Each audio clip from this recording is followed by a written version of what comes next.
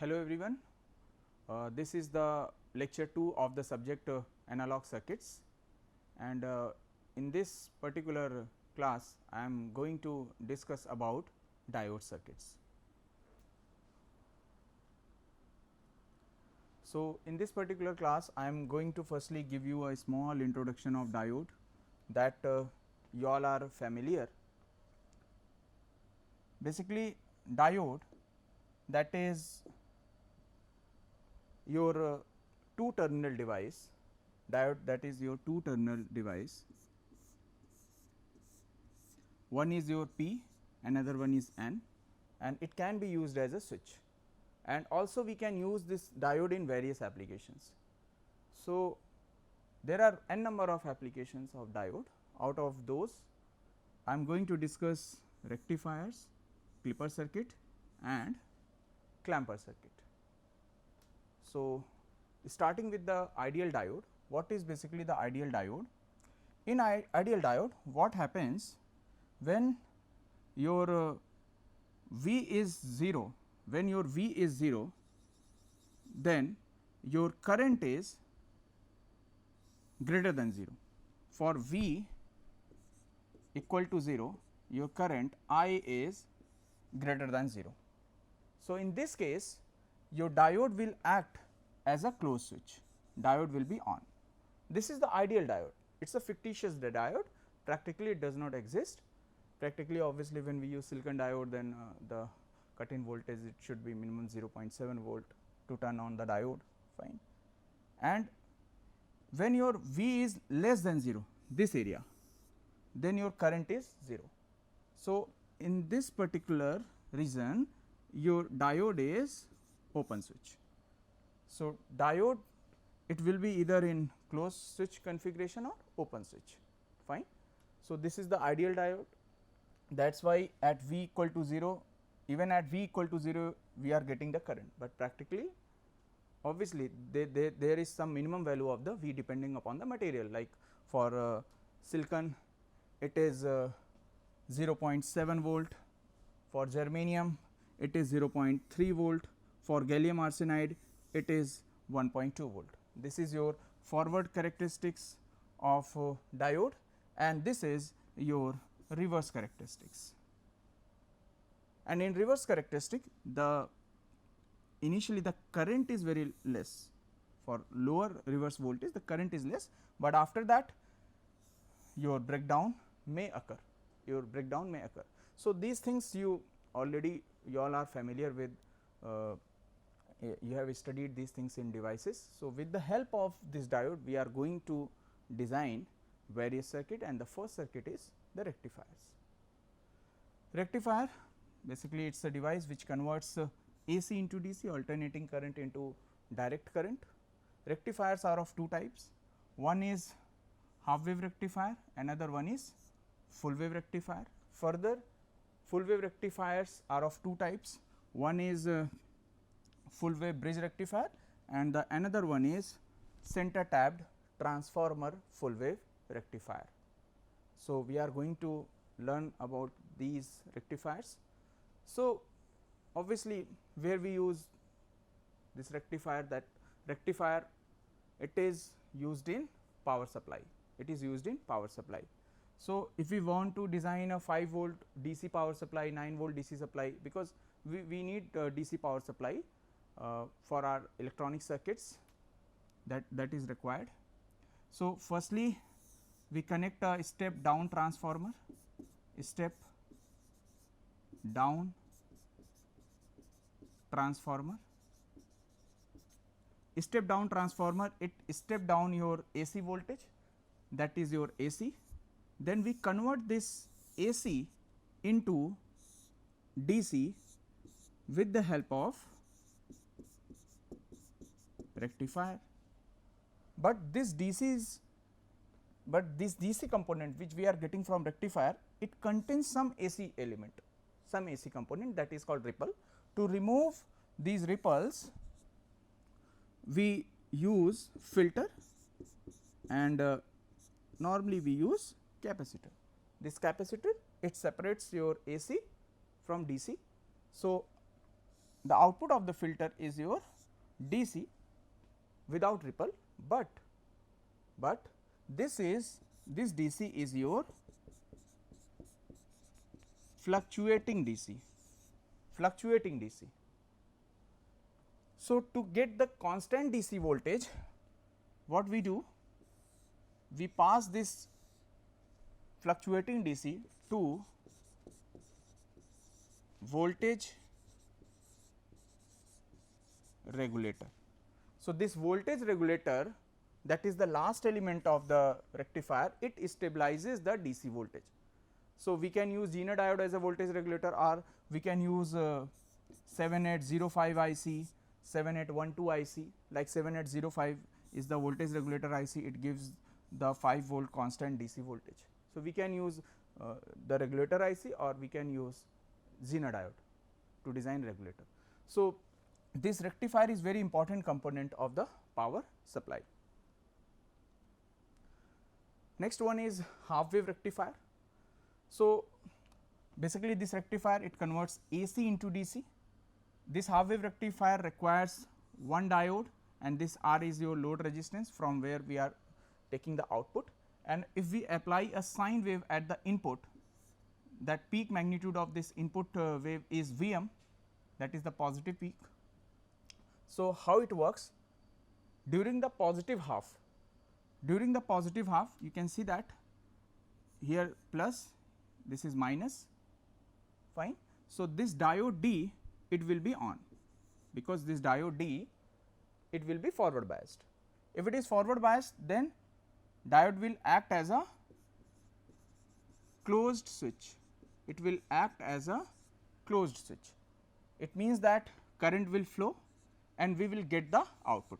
So, the for positive half cycle we are getting the output, but for negative half what is happening? Now, it will be minus plus. So, this diode will be off, because this diode will be reverse biased. So, this diode will act as a open switch, and in open circuit there is no current. So, the current is 0. So, we do not get any output across this load resistance. So, for negative cycle we are not getting any output. That is why it is called half wave rectifier, because for a positive half we are getting the output, and for negative half we are not getting the output, and in the negative half the diode is off. And another important parameter of rectifier of diode is PIV, that is peak inverse voltage. It is also called peak reverse voltage. It is the voltage rating that must not be exceeded in the reverse bias region, and we calculate this peak inverse voltage in reverse bias. So, for half wave rectifier in reverse bias, it is minus, it is plus, fine, the polarity you can see, and in this case your diode is off. So, if you apply the KVL in this particular loop, that is that you can see in the circuit. So, what you will get? You will get PIV is equal to Vm. In short, we say that PIV rating, it should be greater than or equal to Vm. The minimum is Vm. Now, see, what does it mean? It means that if the PIV rating of the rectifier is 5 volt, it means that whatever we are whatever input signal we are applying at the rectifier, the peak voltage, it should not exceed 5 volt, otherwise the diode will get damaged. So, this PIV rating is very important, and we need to consider this parameter, otherwise the diode will get damaged. We have to be careful about it. Next one is full wave bridge rectifier. So, in full wave bridge rectifier, total 4 diodes are required, D1, D2, D3, D4, and again we can understand the working like we have understood the working in half wave rectifier.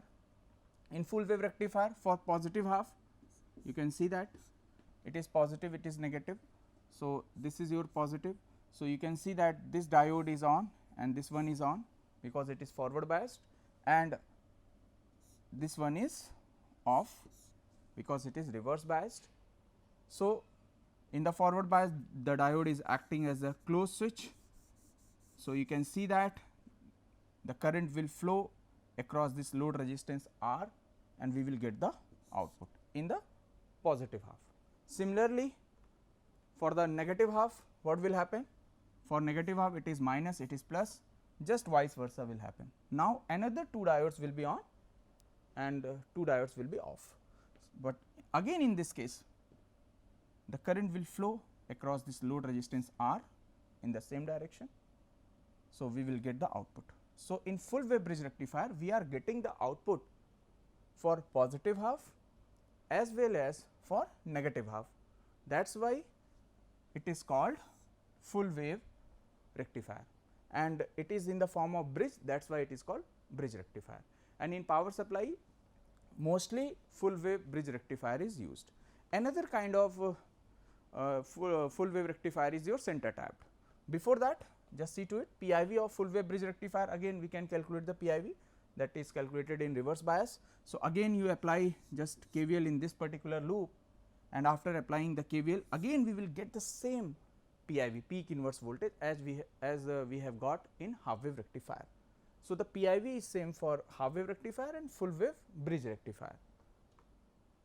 Next one is center tap transformer full wave rectifier. So, it is called center tap because one terminal of the load of the resistor R, it is connected to the center of the secondary of the transformer, center point of the secondary of the transformer, and it requires only 2 diodes. But the major drawback of this center tap transformer full wave rectifier is we require this additional connection, that is center tap connection, that is one limitation, and another limitation we will see shortly. So, in center tap transformer full wave rectifier, again for positive half this is plus, this is minus, plus minus. Now, this diode D1 will be on and D2 will be off, fine, D2 will be off. So, in this case we will get the output. So, for negative half, now just vice versa, now your D2 diode will be on and D1 will be off. So, you can see the polarity in the negative half it is minus plus and minus plus, in the positive half just opposite. You can see that if the diode positive P is connected to the positive, so the P is at higher potential, so the diode is forward bias, it is in forward bias, otherwise it will be in reverse bias, fine. So, again the current will flow through this load resistance R. So, it means that we are getting the output in negative half also, that is why it is called full wave rectifier, because we are getting the output for positive half as well as for negative half, fine. Now, we can calculate the PIV. To calculate the PIV, now consider this case, your diode D1 is off. So, just apply the KVL in this particular loop, and after applying KVL you can see that the PIV it is greater than or equal to 2 Vm. So, it is different from half wave rectifier and full wave bridge rectifier, and this is the another limitation of center tap transformer full wave rectifier, that is the PIV rating, because now you can see that this 2 will go in left hand side. So, Vm will be less than or equal to PIV by 2. So, it limits your peak voltage of the input signal, that we do not want actually, it limits your peak voltage. In that case, in half wave and full wave bridge rectifier it is Vm, but here you can see that your Vm will be PIV by 2, that is one limitation of center tap. Another limitation, that is your additional condition, additional connection, because your one terminal of load resistance R, it is connected to the center point of the secondary, that we need that connection, fine. So, in short, we have studied all the 3 rectifiers, half wave, full wave bridge and center tap transformer, but in power supply mostly we use full wave bridge rectifier. Next one is clipper circuit. So, clipper circuit, as the name suggests, it uses diodes to clip away a portion of input signal without distorting the remaining part of the applied waveform, fine. So, clipper circuit, it clips away a particular portion, and there are 2 general categories of clipper circuit. One is series clipper, in which the diode is in series with the load, and another one is parallel clipper, in which the diode in a branch parallel to the load. So, I am going to discuss one example of series clipper and parallel clipper. So, starting with the series clipper circuit, Now, in series clipper circuit you can see that your diode is in series with the load. Now, your half wave rectifier is basically the series clipper circuit, you can see that this is your series clipper circuit. If we apply this square wave at the input, so what happens? For positive half your diode will be on. If it is on, then it will be closed switch, then current will flow through the load resistance R.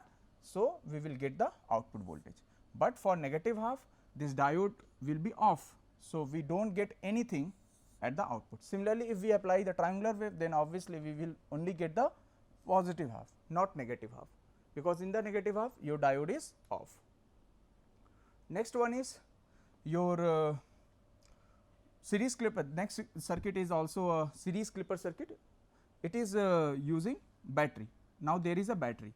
Now, if some input waveform is applied, so what will be the output waveform? How we draw that output waveform?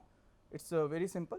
Just find out the condition in which the diode is on, and corresponding to that condition find out the output voltage. Similarly, find out the condition when the diode is off, and corresponding to that condition find out the output voltage, because ultimately we have to draw the waveform of output voltage versus T. So, we need to calculate the output voltage for different conditions of the circuit. Fine. Now, you can see that this is your battery V. So, this is the constant V. Now, this diode D, it will be on. Let us consider case 1. It will be on when your Vi is greater than V, simple. When Vi is greater than V, then your diode D will be on, and when this diode D is on, then it means that it is a closed switch. It means that what will be the output voltage? You can calculate it. This is your plus minus V naught. So, apply the KVL in this particular loop, we will get Vi minus V minus V naught is equal to 0. So, V naught will be equal to Vi minus V, and what is Vi? Vi is Vm, Vi is Vm, fine. So, what is happening? When your diode is on, that means when Vi is greater than V, then in that case your V naught is equal to Vm minus V. And of course, what is the condition when your diode is off? Diode will be off when your Vi will be less than V, when your Vi will be less than V. So, in that case diode will be off, there will be no current through resistance R. So, output voltage will be 0. So, you can see that we are getting the output waveform, only for a particular portion, and for the remaining portion for which your Vi is less than V, then in that case your output voltage is 0, fine. So, another example of the clipper circuit is your parallel clipper circuit. In parallel clipper circuit, your diode is in a branch parallel to the load. Now, again, if the input waveform is given, then what will be the output waveform? Output waveform means we have to draw the graph between output voltage V naught versus time t. So, how we draw the graph? We need to consider two cases here. Case 1, what is the condition when this diode D will be on? Obviously, diode D will be on when your Vi is greater than 0. Then in this case your diode D will be on, fine. If the diode D is on, then it means that it will act as a closed switch. So, in this case it will be shorted. If it is shorted, then your V naught will be 0. So, you can see that when Vi is greater than 0, then your output voltage is 0. Now, when your case 2, consider the case 2, when Vi is less than 0, then in this case your diode D is off. If diode D is off, it means that there will be no current through resistor R. So, there will be no drop across resistor R. So, it means that your V naught will be equal to V I. So, that is why in the negative half we are getting minus V. Similarly, for triangular waveform. So, in Clipper circuit, just find out the output voltage for different conditions of the diode, when the diode is on, when the diode is off, and just draw the output voltage waveform. Another example of the diode circuit is the clamper circuit. So, clamper circuit, it is the circuit constructed with the help of diode, resistor and capacitor. As the name suggests, clamper, it shifts a waveform to a different DC level without changing the appearance of the applied signal. So, it just shifts the input signal waveform. So, I am going to explain this clamper circuit with an example. So, this is one clamper circuit, and in this clamper circuit, before discussing this circuit, we are assuming two things here. The first one is, we will assume that this capacitor will get charged to the full voltage, and the second one is, when diode will be off, then in that case this capacitor will hold its charge. Although practically there will be losses, but by assuming these things, it will be easier to understand. Fine.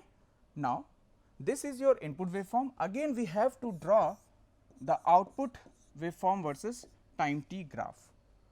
Fine.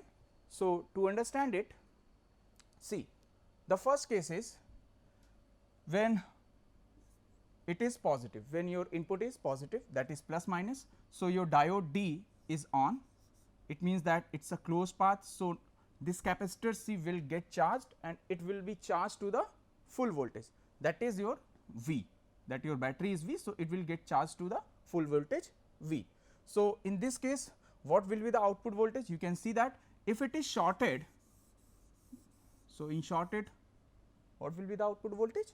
V naught will be 0, because we are taking V naught parallel to this R. So, if it is shorted, so V naught will be 0. You can see that for positive half, positive input, your V naught is 0, and for negative input, what is happening here? You can see that for negative, now this is minus, this is plus, minus plus.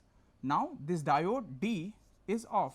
If this diode D is off, now this capacitor will hold its charge, it will hold its charge. So, what will be the output voltage for the second case? We can calculate it, just apply KVL in this loop. So, after applying KVL, it will be minus V minus V naught minus V is equal to 0. So, from here V naught is equal to minus 2V, V naught is equal to minus 2V, we can see it.